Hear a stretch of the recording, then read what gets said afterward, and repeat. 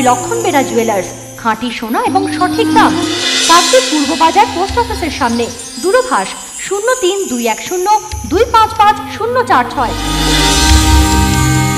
LP jewellers, শুভ সময় সব সময়।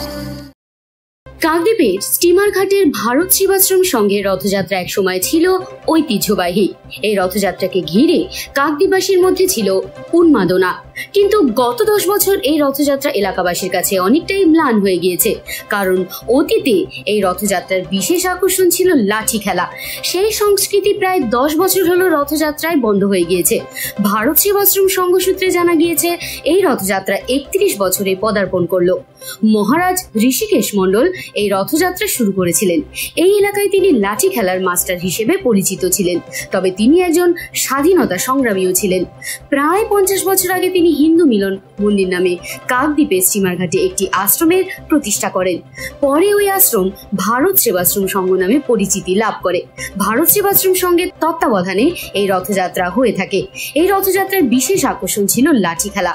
ঋষিকেশ বাবু নিজে আশ্রমের সদস্যদের প্রশিক্ষণ দিয়ে খেলোয়াড় তৈরি করতেন।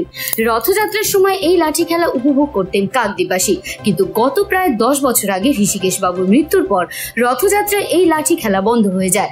তারপর থেকে এই রথযাত্রা এলাকাবাসীর কাছে বড় ম্লান হয়ে গিয়েছিল। কিন্তু এই বছর থেকে ভারত সেবাশ্রম সংঘের রথযাত্রায় আবারও শুরু হবে লাঠি খেলা। সেইভাবে প্রস্তুতিও শুরু হয়েছে। সংঘের সদস্যরাও অবসর সময় লাঠি খেলার অনুশীলন করছে। সুন্দর করে রং দিয়ে সাজিয়ে তোলা হচ্ছে রথ। এ বিষয়ে রথযাত্রা পরিচালন কমিটির এক কর্মকর্তা দেবাশিস মাইতি বলেন, রথযাত্রা হবে, রথের প্রাককালে আমরা এই রথের রিপেয়ারিং করা কিংবা রং করা, আমরা সবাই কিন্তু এর সদস্য। যারা এখানে রয়েছে নব্য সদস্য, পুরনো সদস্য সবাই রয়েছি আমরা। এই রথযাত্রা আমাদের কাছে একটা আবেগের ব্যাপার।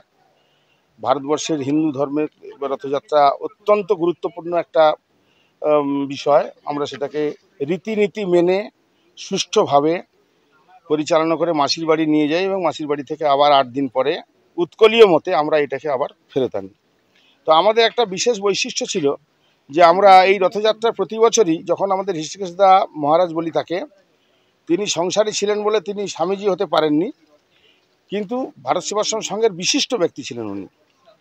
তো কর্ণধার ছিলেন, অনেক অনেক অনেক বড় বড় কাজ উনি করেছেন। ঋষিকেশ দা এখনও পর্যন্ত ঋষিকেশ দার নামে ভারত সেবাশ্রম সংঘে একটা বিশেষ জায়গা রয়েছে, আমরা যেটাকে আমরা ভাঙিয়ে খাচ্ছি সোজা কথা বলতে গেলে। তো ঋষিকেশ দা মারা যাওয়ার পরে আমাদের সেই পুরনো ঐতিহ্য লাঠি খেলা কিন্তু বন্ধ হয়ে গেছিলো। তো আমরা অনেক চিন্তাভাবনা করে আমাদের পুরনো সদস্যদের বা নতুন যারা সদস্য এখন হয়েছেন, ঋষিকেশ দার কাছে লাঠি খেলা শিখেছেন এমন সব ছাত্রছাত্রীদের নিয়ে আমরা লাঠি খেলাটা আবার পুনরায় এবছর শুরু করছি। সব প্র্যাকটিস করছে, ওরা সব অভ্যাস করছে, মহলাও চলছে। মোটামুটি রথযাত্রার এতে কাকদ্বীপবাসী আবার সেই কাকদ্বীপবাসীরা আবার সেই পুরনো ঐতিহ্য আমাদের সেই রথযাত্রা লাঠি খেলা আবার দেখতে পাবেন।